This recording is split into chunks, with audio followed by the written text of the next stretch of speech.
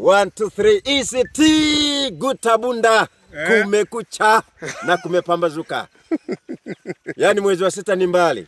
Hapa unapotuona tayari tuko katika eneo la kambi, mahali ambako kambi letu litafanyikia. Hapa tuko na mchungaji Mugwenya kutoka Seki. Yes. Anayepiga video hii ni mchungaji Mwaka Sweswe.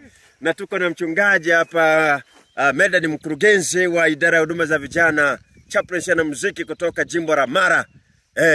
Sasa unaingia Mara. Aha. Na tumeshaingia tayari.